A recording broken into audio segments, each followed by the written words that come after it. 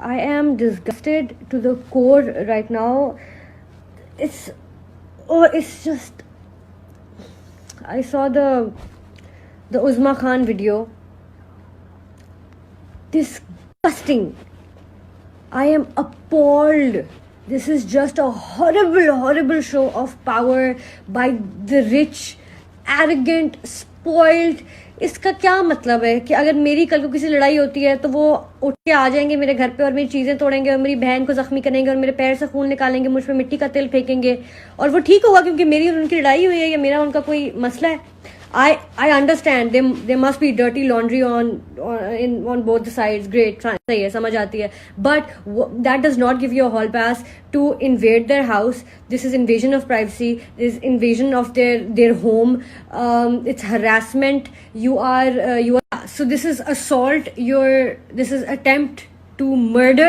These are all crimes जिसके लिए आपको जेल में फेंकते हैं या आप पे FIR कटती है, ठीक है. और अगर कोई चोर हमारे घर में आता है, नॉर्मल पीपल एग्जाम्पल, ये तो भाई बड़े लोग हैं, लेकिन नॉर्मल पीपल एग्जाम्पल कि अगर आपके घर में चोर आता है, वो फोर्सफुली एंटर करता है, आपकी चीजें लेता है या तोड़ता है कुछ या कुछ भी प्रॉपर्टी को डैमेज करता है, पुलिस आती है, उसको उठाती है और ले जाती है और वो क्रिमिनल होता है और वो क्राइम होता है. लेकिन क्योंकि ये जो है ये पापा की प्रिंसेस है और इन्होंने वही काम किया लेकिन उससे ज्यादा किया है, उन्होंने आपको हार्म भी किया है, आपके खून भी निकाले हैं, आपकी चीजें भी डिस्ट्रॉय की हैं, लेकिन क्योंकि आप पापा की प्रिंसेस है आपके खिलाफ FIR नहीं दर्ज होगी. उज़मा खान ने 30 मिनट पहले ट्वीट किया है कि वो फेज 6 के पुलिस स्टेशन में खड़ी हुई है और पुलिस वाले FIR दर्ज नहीं कर रहे हैं और वो कह रहे हैं कि दूसरी पार्टी को अब बुलाएंगे क्योंकि चलें भाई, अब चलें, ये फैमिली जो है ये तो शायद ये जो फैमिली है ये लॉ से ऊपर है, ये शायद सही और गलत और सच और झूठ से भी ऊपर है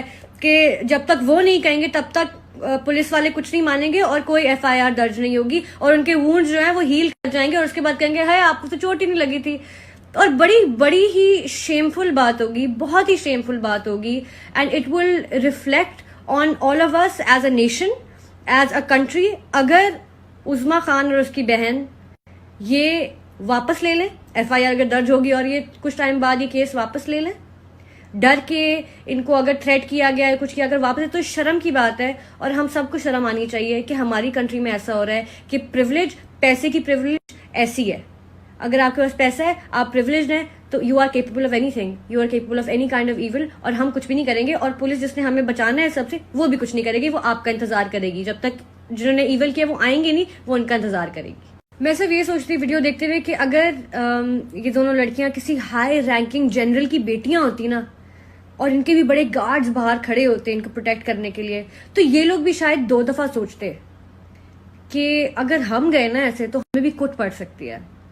लेकिन नहीं सोचा क्योंकि इनके पास उनसे ज्यादा पैसा है और ज्यादा पावर है, तो पैसे की पावर की वजह से बस नहीं किया. और पता है अब बैटल ना इन दोनों के बीच नहीं रहा, उज़मा की फैमिली और इस फैमिली के बीच में नहीं रहा.